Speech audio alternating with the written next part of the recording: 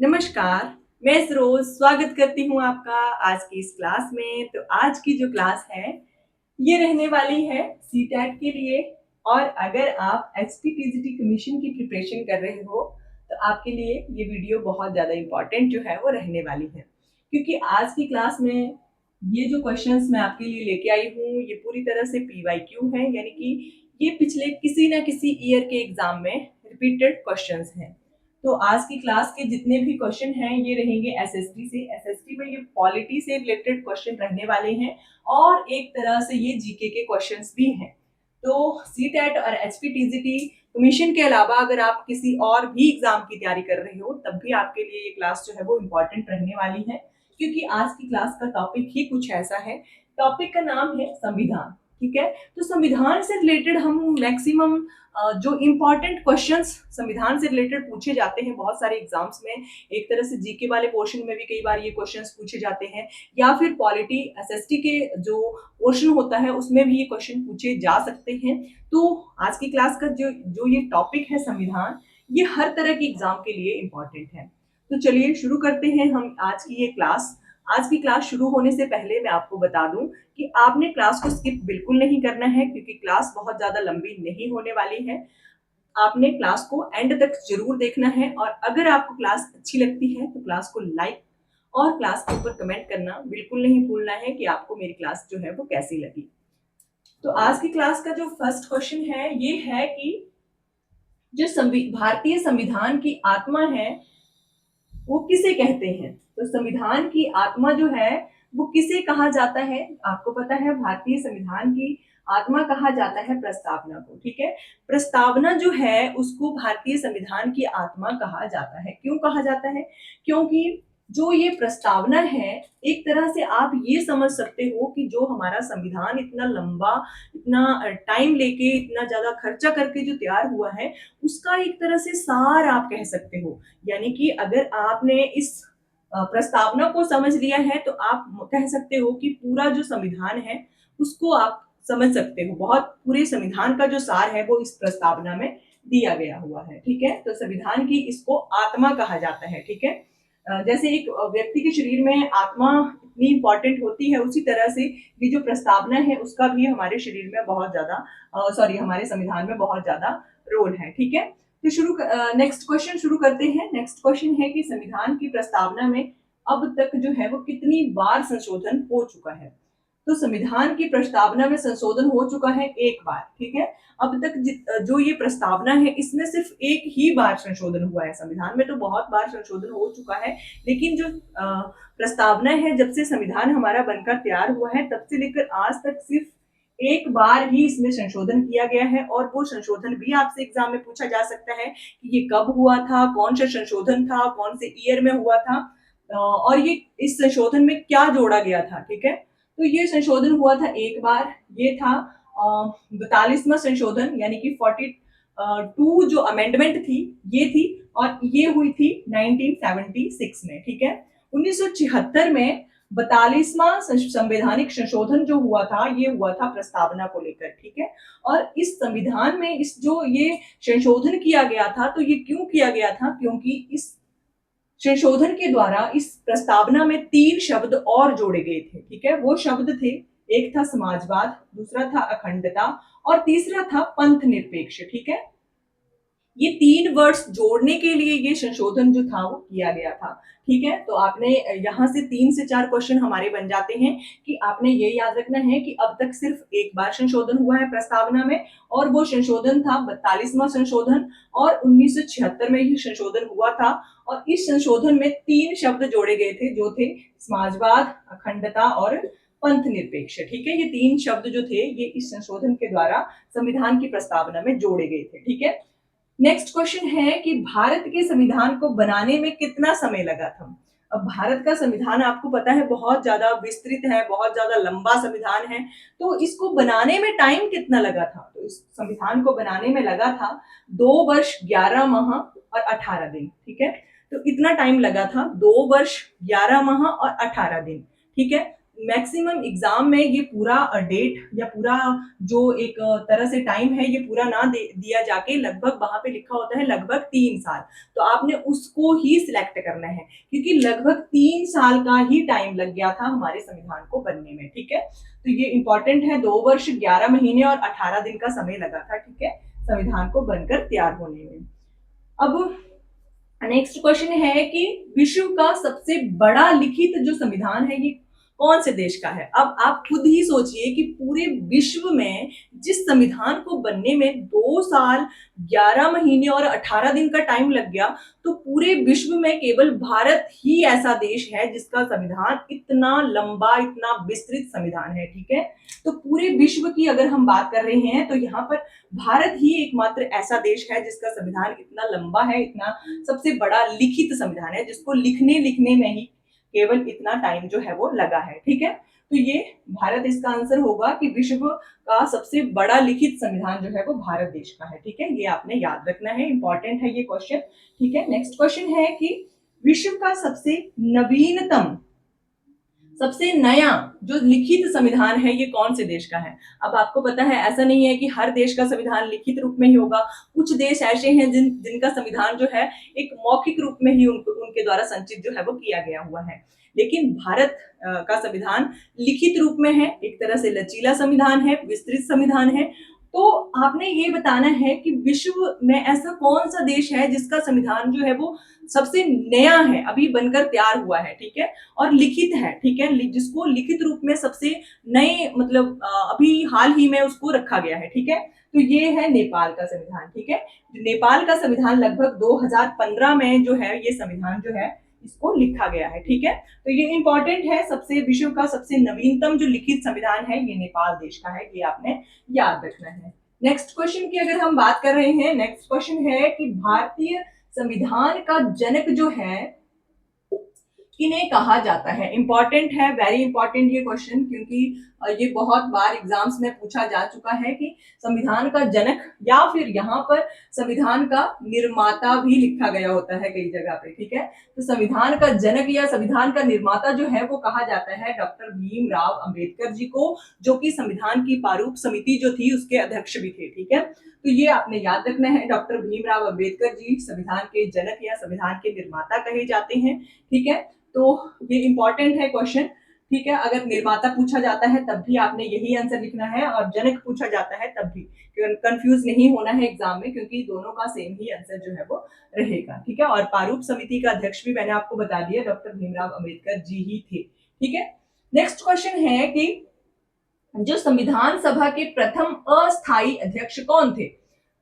जो संविधान सभा है, बहुत बार मैं बहुत क्लासेस में आपको बता चुकी हूँ कि संविधान सभा जो है इसका जो प्रथम बैठक हुई थी 9 दिसंबर 1946 को। ठीक है, 9 दिसंबर 1946 को जब पहली बैठक हुई थी संविधान सभा की, तो उस टाइम पर जो सभा थी उसके पास कोई अपना परमानेंट एक अध्यक्ष नहीं था। ठीक है, मतलब वो सोच रहे थे कि हम अपने में से किसको अपना अध्यक्ष चुने। ठीक है, कंफ्यूजन था, तो उन्होंने जो सभा के सभी सदस्य थे उन्होंने आपस में मिलकर डिसाइड किया कि हम क्या करते हैं कि हमारी जो सभा है इसमें सबसे बुजुर्ग या सबसे जो एक तरह से एज्ड आप कह सकते हो जो व्यक्ति है, हम उनको अपना अध्यक्ष मान लेते हैं, लेकिन हम उनको अपना परमानेंट अध्यक्ष नहीं बना रहे हैं। केवल हम आज की बैठक के लिए, जो पहली बैठक हो रही है, केवल हम आज की बैठक के लिए इनको अपना अध्यक्ष जो है वो चुन लेते हैं। ठीक है, तो वो थे सबसे जो सीनियर या सबसे जो बुजुर्ग या सबसे जो वृद्ध व्यक्ति थे वो थे डॉक्टर सच्चिदानंद सिन्हा, जिनको केवल पहली बैठक के लिए जो था वो अध्यक्ष चुना गया था। ठीक है, एक तरह से आप कह सकते हो अस्थायी अध्यक्ष जो था वो चुना गया था। ये पहली बैठक में इनको चुना गया था, दूसरी बैठक तक आते आते जो संविधान सभा थी उसने अपना जो था वो स्थायी अध्यक्ष जो था वो चुन लिया था, वो थे डॉक्टर राजेंद्र प्रसाद जी। ठीक है, तो अस्थायी अगर आपसे पूछा जाता है, टेम्परेरी अगर आपसे स्पीकर पूछे जाते हैं तो वो थे डॉक्टर सच्चिदानंद सिन्हा, जिनका नाम आपने याद रखना है। ठीक है, नेक्स्ट क्वेश्चन है कि भारत के संविधान में कुल कितने भाग हैं। तो भारत के संविधान में भाग कितने हैं ये आपको पता होना चाहिए। जब हमारा संविधान बनकर तैयार हुआ था तो उस टाइम पर भाग थे 22 भाग। ठीक है, तो मूल संविधान में 22 भाग थे, परंतु आज की डेट में अगर हम बात करें तो वर्तमान समय में ये लगभग 25 भाग जो है वो हो चुके हैं। ठीक है, तो ये दोनों ही मैंने आपको बता दी हैं कि संविधान में जब मूल संविधान बना था तो उस समय 22 भाग थे, और आज के वर्तमान समय में हम बात करते हैं तो लगभग 25 भाग जो है वो संविधान के बन चुके हैं। उसी तरह से अगर हम बात करते हैं अनुसूचियों की, तो यहाँ पे क्वेश्चन पूछा गया है कि भारत की का जो संविधान है इसमें कुल कितनी अनुसूचियां हैं।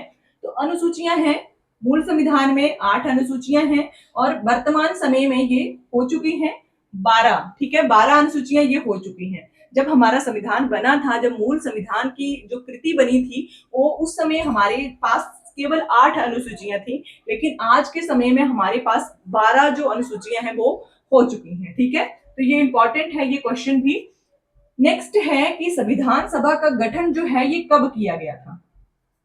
अब लास्ट क्लास में मैं आपको बता चुकी हूँ कि संविधान सभा के गठन का जो एक तरह से जो गठन हुआ था वो किसकी कहने पर, या किसकी जो एक तरह से आप कह सकते हो कि किसके कहने से ये गठन जो था वो किसकी सिफारिश से हुआ था। तो ये हुआ था कैबिनेट मिशन की सिफारिश से। ठीक है, वो मैं आपको बता चुकी हूँ लास्ट क्लास में। तो यहाँ पे पूछा गया है कि कब हुआ था। तो 1946 में कैबिनेट मिशन की सिफारिश के कारण ही संविधान सभा का जो गठन है ये हुआ था। लेकिन अगर आपसे डेट भी पूछी जाती है तो 6 दिसंबर 1946 को हमारी जो एक तरह से संविधान सभा है ये गठित हो गई थी। ठीक है, बनकर जो है वो तैयार हो गई थी। उसके बाद 9 दिसंबर 1946 को पहली बैठक हुई थी जो नई दिल्ली में हुई थी।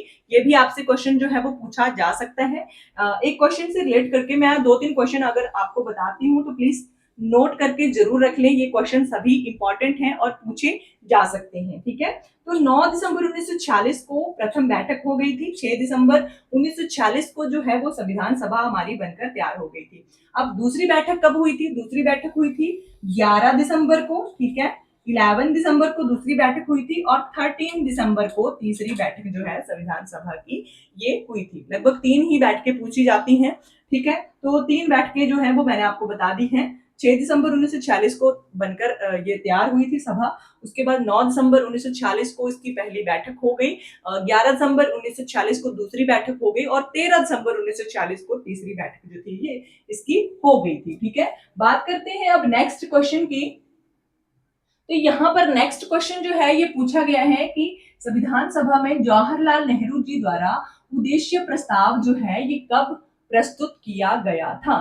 ठीक है, तो उद्देश्य प्रस्ताव जो है संविधान सभा में ये कब प्रस्तुत किया गया था? ये किया गया था जिस टाइम संविधान सभा की तीसरी बैठक हो रही थी। ठीक है, तीसरी बैठक के समय जो है वो जवाहरलाल नेहरू जी के द्वारा जो था वो अपना उद्देश्य प्रस्ताव जो है वो प्रस्तुत किया गया था, यानी कि 13 दिसंबर 1940 वाले दिन। ठीक है, संविधान सभा की तीसरी बैठक थी। इंपॉर्टेंट है ये आपने याद रखना है। नेक्स्ट क्वेश्चन है कि भारत के निर्माण के समय लगभग कितने रुपए का खर्च आया था। अब आप खुद सोचिए कि जिस संविधान को बनाने में 2 वर्ष 11 महीने और 18 दिन लगभग 3 साल का टाइम जो था वो लग गया था, तो उसको बनाने में खर्चा कितना आया होगा। अब खर्चे से आपके मन में ये आ रहा होगा कि खर्चा किस बात का। तो खर्चा इस बात का था कि जो हमारा संविधान जो था, इतना बड़ा ग्रंथ जो लिखा गया था, उसमें एक तरह से वो पेज लगाए गए थे, वो उसको बाहर से डिजाइन किया गया था, मतलब अलग अलग तरह के व्यक्ति थे, तो उसमें जो खर्चा आया था, पेंसिलें या पेन जो भी लिखने के लिए सामान आया था, वो सब उसको उस सभी को खर्चे को मिलाकर जो था वो 64 लाख का खर्चा जो था वो हमारे संविधान को बनाने में आया था। ठीक है, लगभग 64 लाख जो थे वो इस संविधान को बनाने में जो थे वो खर्च हो गए थे, और लगभग 3 वर्ष जो थे लगभग वो ही इतना टाइम जो था वो लग गया था। ठीक है, नेक्स्ट क्वेश्चन है कि भारत का संविधान कब बनकर तैयार हुआ था। अब संविधान जो था वो कब बनकर तैयार हो गया था? तो संविधान बनकर हमारा तैयार हो गया था 26 नवंबर 1946 को। ठीक है, 26 नवंबर 1946 को ये संविधान हमारा बनकर तैयार हो गया था, लेकिन इसको उस टाइम पे लागू नहीं किया गया था। क्यों नहीं किया गया था? क्योंकि 1930 में जब लाहौर अधिवेशन हुआ था तो उस टाइम पर ही हमारे संविधान को लागू करने का जो टाइम था वो 26 जनवरी का टाइम जो था वो चूज कर लिया गया था। ठीक है, तो कुछ एक धाराओं को छोड़कर कुछ एक धाराएं जो थी उसी टाइम पर लागू कर दी गई थी, बाकी जो सभी थी पूर्ण रूप से जो संविधान लागू किया गया था वो 26 जनवरी 1947 को ही किया गया था। अब 26 नवंबर की बात करते हैं, जब हमारा संविधान बनकर तैयार हो गया था, उस दिन हम संविधान दिवस के रूप में मनाते हैं, ठीक है। 26 नवंबर को ये डे सेलिब्रेशन भी हमारा क्वेश्चन यहाँ से बन जाता है कि 26 नवंबर को हम क्या मनाते हैं, हम मनाते हैं संविधान दिवस, ठीक है। और 26 जनवरी 1947 को जब हमारा देश जो है वो पूरा संविधान जो था वो लागू कर दिया गया था पूर्ण रूप से, तो उस दिन हमारा देश जो था वो गणतंत्र बन गया था, यानी कि हम रिपब्लिक डे जो है वो 26 जनवरी को हम सेलिब्रेट करते हैं, ठीक है। तो ये क्वेश्चन हमारे 2-3 इंपॉर्टेंट यहाँ से पता चल जाते हैं। नेक्स्ट क्वेश्चन की बात करते हैं। नेक्स्ट क्वेश्चन है कि जो संविधान है हमारा, इसको अंग्रेजी भाषा में जो लिखा गया था ये किसने लिखा था। अब ऐसा था कि हमारे संविधान को हिंदी और इंग्लिश दोनों भाषाओं में लिखा गया था, ठीक है। क्यों लिखा गया था, क्योंकि हमारे देश में जो थे ब्रिटिश, आपको पता है, वो राज कर रहे थे, उनके लिए भी संविधान को समझना बहुत ज्यादा जरूरी था।